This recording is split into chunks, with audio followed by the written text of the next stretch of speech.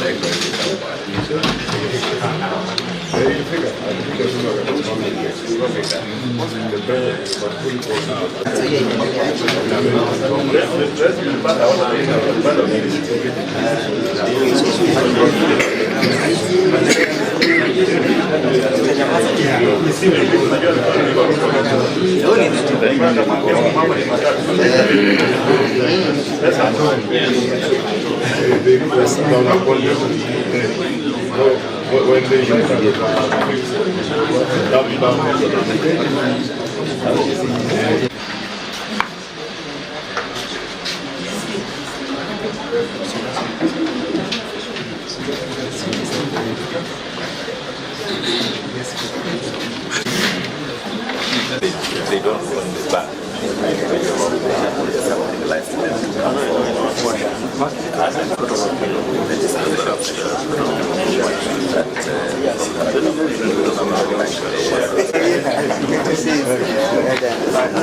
Yes to you. Yeah.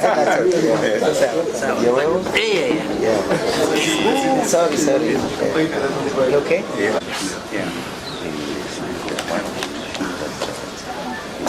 Here with the following colleagues. For the first accused, Governor Natembeya, Macharia Njeru, Council Macharia Njeru, Council Elijah Mwangi, Council Simiyu Murambi, Council Charles Walioli, Council Edgar Busiega, Council Ndengo Jiru, present. Council Zach Alakonya. I'm writing by hand. Okay, so go slow. So I have Simiyu. Oh, that's how far you are. Yes. It's been a long Yeah, Simiyu Murambi, I'm present, Your Honor. Charles Walioli, Your Honor, I'm present. Edgar Busiega, I'm present, Your Honor. Ndegwa Njiru, I'm present, Your Honor. Zach Alakonya, Present, Your Honor. I have an extra one. Nakurenya Eric. Present, Your Honor. This must be a Bukusu. I'm present, Your Honor. Ken Echesa, I'm present, Your Honor. I think that is. Good morning, Your Honor. Yes. My name is Owiti. I am present. Sorry, Your Honor, my dear brother, Eugene Wamalo. Present, Your Honor. Your Honor, my name is Owiti. I am present for the Republic. I hold brief for Mr. Akula, who will join me shortly. Elfas Omba, Miss Kiigi, and Miss Maranga. Present, Your Honor.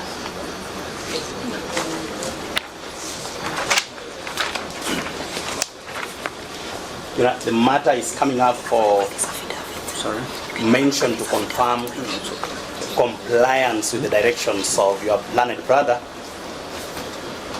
as far as disclosure is concerned.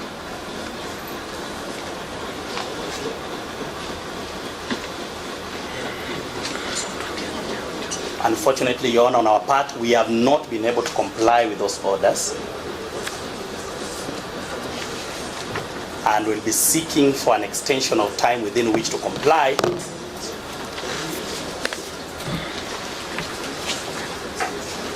for reasons, Your Honor, that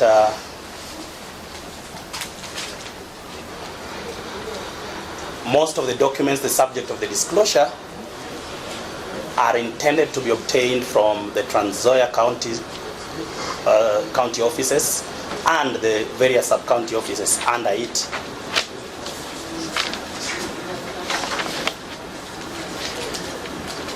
And we have been unable to obtain those documents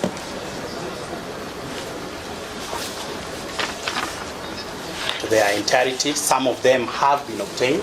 I am informed by the ESCC, at least by Ms. Higi, that letters have been written to the county secretary. At least some of them received on the 19th of, on the 19th and 21st of May, towards obtaining those documents. And the process, we believe, is ongoing to receive them, so that for us to comply with disclosure in the manner described by your learned brother, that they be serialized among other conditions, we'll be praying for 2 more weeks to comply.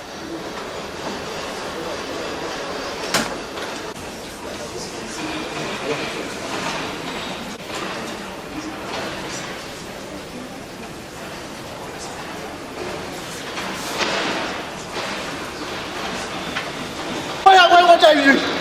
This is our country, Kenya. Ruto, you did not kill us. Ruto, you did not kill us. We are not threatened. This is our country, Kenya. Why are they ambushing people like this? This is our country. This is our country, Kenya. This is our country, Kenya. This is our country, Kenya. We have freedom. Freedom of speech. Freedom of doing anything according to the constitution and the law of Kenya. I'm speaking the truth. This is our country. Kenya is our country. We must not be sabotaged. We must not be arrested. What is happening actually? Why? Why? Ruto! Ruto!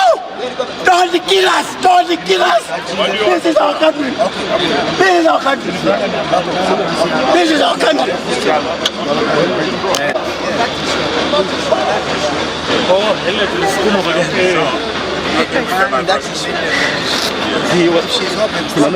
Yes. You want us to face? This side, because of the sun. The delay of disclosure of the evidentiary documents and witness statements by the prosecution. The prosecution states that they have not been able to give disclosure on the basis of their case, as they are still in the process of gathering documents from the subject's county and sub-county offices. In the same vein, the prosecution also states that with the information they had gathered, through the investigators, the threshold for the preferring of charges was met. Further, that the decision to charge was well within the ODPP's policy on the same. The application is opposed by counsel for the defendants. They state that the delay caused in the disclosure taken in light of the clamor around the first accused's arrest is a travesty of justice. The defense also protests that the subsequent visits by the investigators to the first accused office and county offices have been done without disclosing to the counsel of such visits. They are apprehensive that the surreptitious visits may be used by the investigators to plant evidence against their client. The court did give thorough directions on disclosure. It is clear that the prosecution has not been able to do so.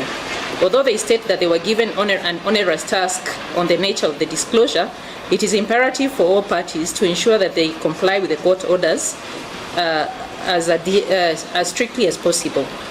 The rights of the accused and the interest of justice demand it from all the parties. That being said, and even taking into account the decision of the Supreme Court in Hussein Khalid and 2 others versus the AG on the matter of disclosure being continuous, and having reached the decision to charge, it would follow that the prosecution had reviewed a number of documents and witness statements already in their possession. Those documents and statements ought to have been disclosed by now. This is regardless of their liberty to give such further disclosure as and when it may come into their possession as the matter goes on. I therefore direct the prosecution to comply with the orders of disclosure as were made by these courts on or before the 16th of before the 16th of June 2025, when this matter is to be mentioned again for further orders. Both parties have alluded to several other applications which they wish to present before court. I direct that such other applications that will be formally filed and served in any event on or before at least 7 days before the next mentioned date, which is on the 16th of June 2025. Now, this date was fixed in your absence, I know. There was the second accused was to be presented in court on that day. So perhaps if there are any issues that would make it onerous for you to come to court on that day, I may hear them now and for us to consider whether we move that date. We want to say the following. Some of us came prepared to represent both Governor Natembeya and Rose Njeri, a very young lady doing what every Kenyan should be able to do, have open conversation about the state of governance in our country, and just attempting to have a conversation about Finance Bill 2025. There's nothing criminal about it. She has been apprehended and we don't know where she is. So we must remind the DPP and William Ruto that if you still believe this country is under the rule of law, please produce Rose Njeri with immediate effect and be able to face the consequences of acting against the Constitution. You know, you cannot hold an accused, a suspect for more than 24 hours before producing them in court. This is the basic law of the land. And kama mulienda kule Homa Bay na munasema kwamba you have apologized to agencies. How do you apologize to the agencies and you continue to harass them? So some of these things we are going to be dealing with. We are very clear about it and we will not relent. Kenyans will not surrender. We've just seen one frustrated Kenyan here expressing his complete sense of despondency. We cannot afford it in our country. Maybe my friend Eugene can talk to you about this one. Yes, thank you very much. I think just to say yesterday was Madaraka Day, and there can be no greater Madaraka for any Kenyan than the Madaraka to be able to participate in decision-making systems of your country, including the budget-making process, including the finance bill that will determine what happens in this country. Rose Njeri is one of the heroes and heroines of this country that we need to celebrate, not to incarcerate, not to harass, because she was facilitating public participation. And in her own very ingenious way, in a very creative way, she had facilitated many Kenyans to interact and to participate in this budget-making process, and particularly noting that 25th of June is coming.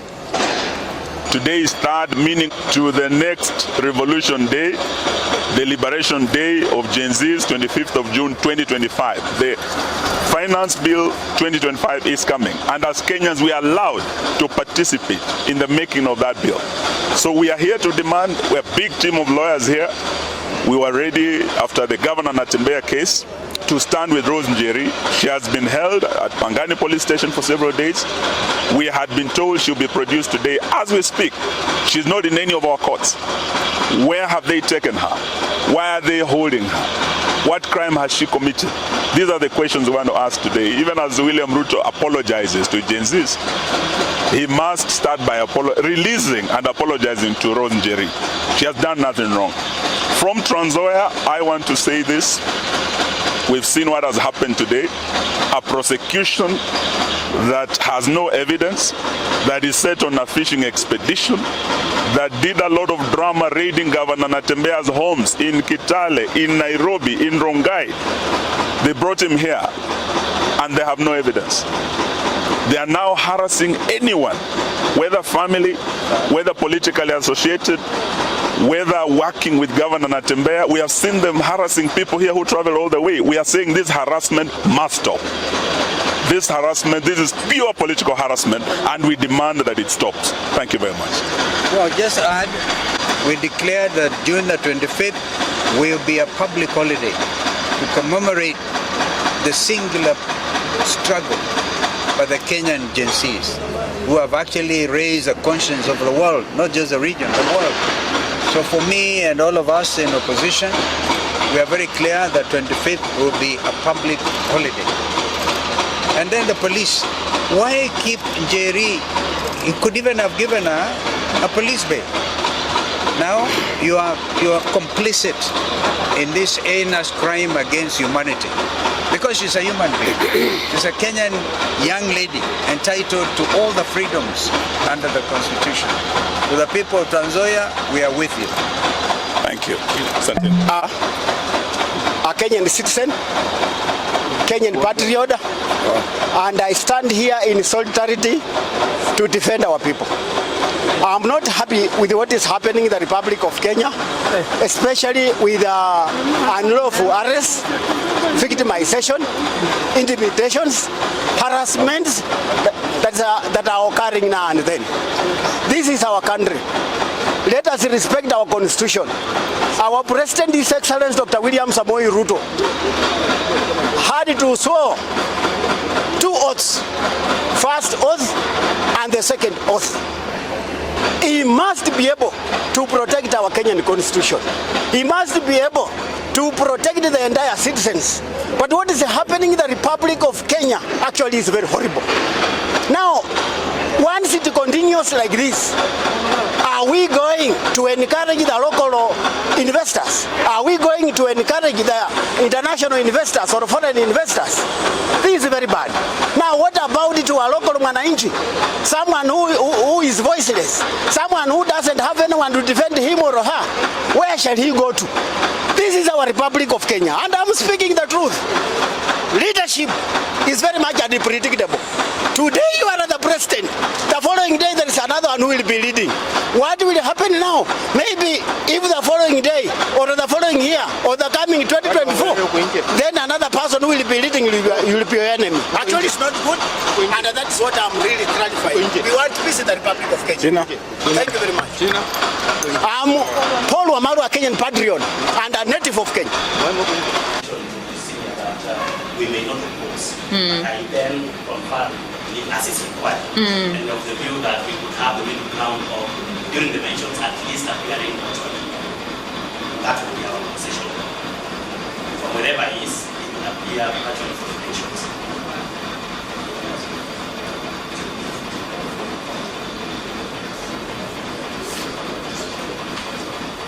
So is that in respect to both accused or only the first accused? In respect of the first accused, we are not able to make responses in respect of the second accused. Okay. Because it's yet To take plea.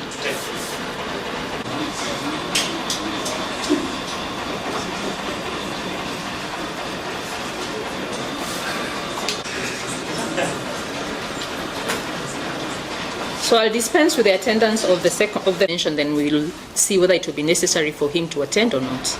But for now, he does not need to attend on the 16th. Mr. Nyaundi and Mr. Ichesa cannot give directions also for the second accused. He's yet to take plea. So, strictly speaking, not under our jurisdiction yet. What's wrong? What's wrong? What's wrong? What's wrong? What's wrong? No, what's wrong? What's wrong? What's wrong? What's wrong?